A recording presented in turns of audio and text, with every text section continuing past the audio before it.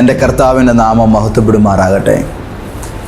21 ദിവസം തുടർമാനമായി പ്രാർത്ഥിച്ചാൽ എന്ത് സംഭവിക്കും? അത് കേൾക്കാൻ ഞാൻ നിങ്ങളെ സ്വാഗതം ചെയ്യുന്നു. എല്ലാവർക്കും ഇന്നത്തെ ഈ വീഡിയോയിലേക്ക് കർത്താവായ യേശുവിൻ നാമത്തിൽ സ്നേഹവന്ദനം. 21 ദിവസം ദൈവസന്നിധിയിൽ പ്രാർത്ഥിച്ചാൽ എന്ത് സംഭവിക്കും? സ്വർഗത്തിൻ്റെ വാതിൽ തുറക്കുവോ? മാലാഖമാർ ഉടലോടെ എന്ന പോലെ നമ്മുടെ മുമ്പിൽ ഇറങ്ങി വരുമോ? അടഞ്ഞ വാതിലുകൾ ഒറ്റ രാത്രി കൊണ്ട് പൊട്ടി തുറക്കുവോ? പക്ഷേ ഒരു കാര്യം എനിക്കറിയാം, 21 ദിവസം കഴിഞ്ഞാൽ നിങ്ങളെ ഇത്രയും കാലം ഭയപ്പെടുത്തി ഭരിച്ചിരുന്ന പല കാര്യങ്ങൾക്കും നിങ്ങളുടെ ഉള്ളിൽ സിംഹാസനം നഷ്ടപ്പെട്ടിരിക്കും.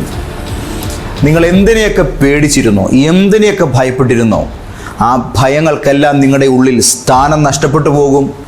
ഇതുവരെ ഇല്ലാതിരുന്ന ഒരു അസാധാരണമായ ധൈര്യം നിങ്ങളുടെ ഹൃദയത്തിനകത്തോട്ടൊരു കസേര വലിച്ചിട്ട് അവിടെ കാലിന്മേൽ കാല് വെച്ച് കയറിയിരിക്കുന്ന ഒരു വലിയ കാഴ്ച നിങ്ങൾ കാണും. ഇത് 21 ഡേയ്സ് ദൈവസന്നിധിയിൽ ഇരിക്കുന്നവർക്ക് മാത്രം കിട്ടുന്ന ഒരു സ്പെഷ്യൽ ഗ്രേസായി ഞാൻ അനേകരുടെ ലൈഫിൽ കണ്ടിട്ടുണ്ട്. നിങ്ങൾക്കും പ്രാക്ടീസ് ചെയ്യാം. 21 ദിവസം കഴിഞ്ഞാൽ നിങ്ങൾക്കൊരു പുതിയ ഭൂമി ലഭിക്കില്ല. പക്ഷേ പഴയ ഭൂമിയെ കാണാൻ നിങ്ങൾക്ക് പുതിയ 2 കണ്ണുകൾ കിട്ടും. ഇന്നലെ വരെ ശാപമായി തോന്നിയ നിങ്ങളുടെ ജീവിത വഴിയിൽ ഒരു പുതിയ വിളി നിങ്ങൾ കേൾക്കാൻ തുടങ്ങും. ഇന്നലെ വരെ നിങ്ങളുടെ മുമ്പിൽ അടഞ്ഞതുപോലെ തോന്നിയിടത്തൊക്കെയും നിങ്ങൾക്ക് മറ്റാർക്കും കാണാൻ വയ്യാത്ത ഒരു പുതിയ ദിശ വെളിപ്പെട്ടു വരാൻ തുടങ്ങും. ഇത് നിസ്സാരമല്ല. വെളിപ്പാടിൻ്റെ കണ്ണുകൾ കൊണ്ട് ലോകത്തെ കാണുന്ന, ഇരുട്ടിലും വ്യക്തതയോടുകൂടെ സ്വർഗീയ കാഴ്ചകളുടെ ദിശാബോധം പ്രാപിക്കുന്ന ഒരത്ഭുത മനുഷ്യനായി നിങ്ങൾ ട്രാൻസ്ഫോം ചെയ്യപ്പെടും. 21 ദിവസം കഴിഞ്ഞാൽ ലോകം മാറിയിരിക്കില്ല, രാഷ്ട്രീയം മാറിയിരിക്കില്ല, വിലക്കയറ്റം മാറില്ല, നിങ്ങളെ എതിർക്കുന്നവരും അവിടെയൊക്കെ തന്നെ കാണും. പക്ഷേ അവരെയൊക്കെ നേരിടുന്ന പഴയ മനുഷ്യൻ 100% മാറിയിരിക്കും.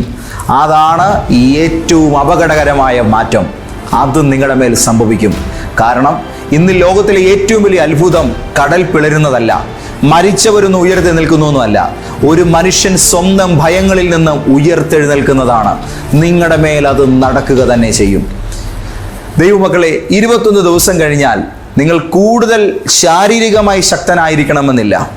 അതൊരു ചെറിയ കാര്യമല്ലേ. നിങ്ങൾ കൂടുതൽ സത്യസന്ധനാകാൻ തുടങ്ങും. സ്വയം കാര്യങ്ങൾ നോക്കിക്കാണാനൊരു പ്രത്യേക ധൈര്യം നിങ്ങൾക്ക് വരും. നിങ്ങളുടെ ഉള്ളിലെ കാപഢ്യങ്ങളോട് യുദ്ധം ചെയ്യാൻ നിങ്ങൾ തയ്യാറായിരിക്കും. 21 ദിവസം കഴിഞ്ഞാൽ ദൈവം നിങ്ങൾക്ക് എന്ത് തന്നു എന്നതിനേക്കാൾ ദൈവം നിങ്ങളിൽ നിന്ന് എന്തൊക്കെയോ എടുത്തു മാറ്റി എന്നത് നിങ്ങളെ അത്ഭുതപ്പെടുത്തും. ഇത് വളരെ പ്രധാനപ്പെട്ട കാര്യമാണ്. ദൈവം എന്തിങ്ങോട്ട് തന്നു എന്നതല്ല, എൻ്റെ ലൈഫിൽ എന്നെ ഏറ്റവും കൂടുതൽ അത്ഭുതപ്പെടുത്തിയിട്ടുള്ളത് എന്തൊക്കെ കാര്യങ്ങൾ കർത്താവിൽ നിന്നും എടുത്തു മാറ്റി എന്നുള്ളതാണ്. നിങ്ങൾക്കും ഈ ഒരു അത്ഭുതം ഉണ്ടാകും. ദൈവം എന്തൊക്കെ ഇങ്ങോട്ട് തന്നു എന്നതിനേക്കാൾ ദൈവം എന്തൊക്കെയോ എന്നിൽ നിന്നും എടുത്തു മാറ്റി, അത് നിങ്ങളെ അത്ഭുതപ്പെടുത്തും. ചില അഹങ്കാരങ്ങൾ, വല്ലാത്ത ഭയങ്ങൾ, ചില വ്യാജ സുരക്ഷിതത്വങ്ങൾ, ചില തെറ്റായ സങ്കല്പങ്ങൾ, സ്വപ്നങ്ങൾ, ചില അനാവശ്യമായ ഭാരങ്ങൾ, അതൊക്കെ കൂടും കുടുക്കിയെടുത്ത് അതിൻ്റെ വഴിക്ക് പോയിട്ടുണ്ടാകും.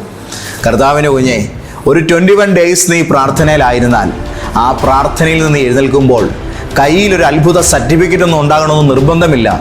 പക്ഷേ നിൻ്റെ ആത്മാവിൽ ആർക്കും ഇരുള് പടർത്താൻ കഴിയാത്തൊരു ഭയങ്കരമായ ദിശാബോധം ഉണ്ടായിരിക്കും.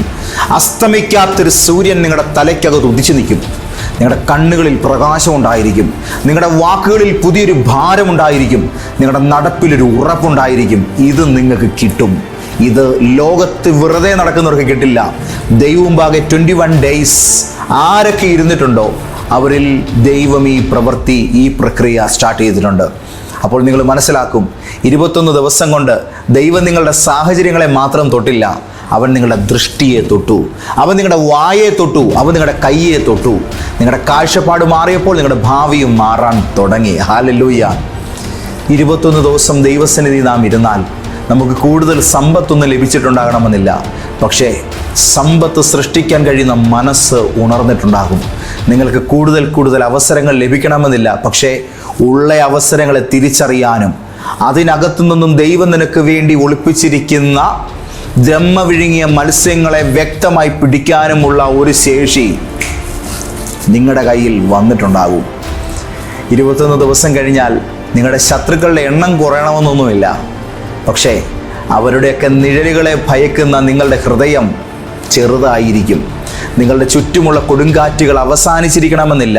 പക്ഷേ ആ കൊടുങ്കാറ്റിനുള്ളിൽ നിൽക്കുന്ന നിങ്ങളുടെ ആത്മാവ് പുതിയ നങ്കൂരമിട്ട് ഇളകാതെ നിൽക്കുന്നൊരു കപ്പൽ പോലെ ധൈര്യശാലിയായി തന്നെ നിൽക്കുന്ന കാഴ്ച നിങ്ങൾക്ക് കാണാൻ കഴിയും.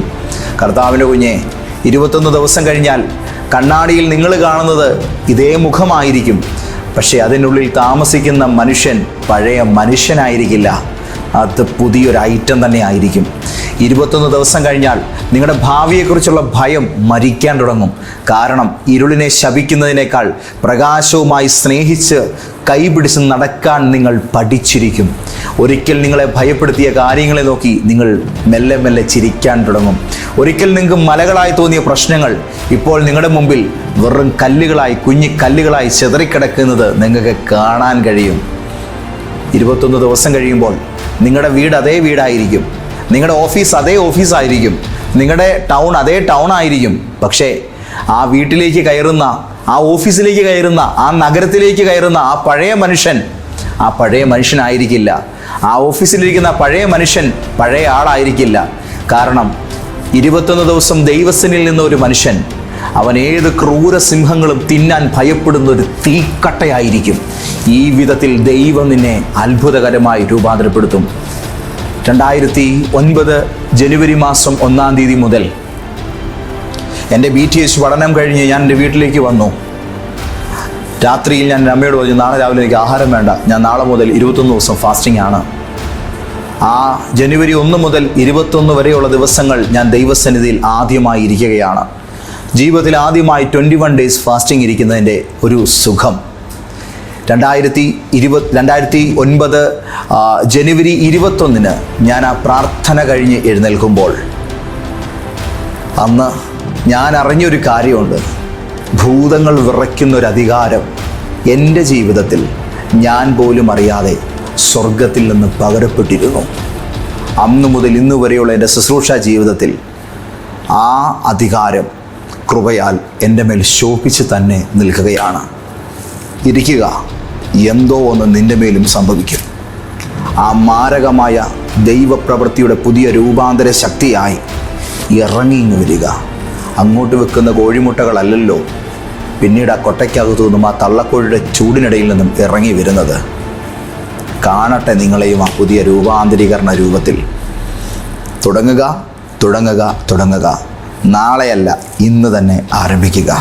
കർത്താവ് നിങ്ങളെ അനുഗ്രഹിക്കട്ടെ. പിതാവേ, ഈ വാക്കുകൾ ഇവരുടെ ഉള്ളിൽ പരിശുദ്ധാത്മാവ് ഇപ്പോൾ കുത്തിവെച്ചിരിക്കുകയാണ്. ഇത് വ്യക്തമായി ഇവരെ ഒരു തീരുമാനത്തിലേക്ക് കൊണ്ടുപോകുന്നു. ലോകത്തിൻ്റെ 10-60 രാജ്യങ്ങളിൽ ആയിരക്കണക്കിന് മനുഷ്യർ ഈ മുന്നോട്ടുള്ള 21 ഡേയ്സ് പ്രാർത്ഥനയ്ക്കായി മുട്ടുമടക്കാൻ പോകുന്നു. അവരവരായിരിക്കുന്ന ഇടങ്ങളിൽ ദൈവകൃപയാൽ രൂപാന്തരപ്പെടാൻ കൊതിക്കുന്ന ഈ അത്ഭുത ദൈവ മനുഷ്യന്മാരുടെ കൂട്ടത്തിൽ എന്നെ കേൾക്കുന്ന ഈ ഓരോ പ്രിയപ്പെട്ടവരും ഉൾപ്പെടുമാറാകട്ടെ. മാറ്റങ്ങൾ സംഭവിക്കുമാറാകട്ടെ. യേശുവിൻ്റെ നാമത്തിൽ തന്നെ. ആമേൻ, ആമേൻ, ആമേൻ.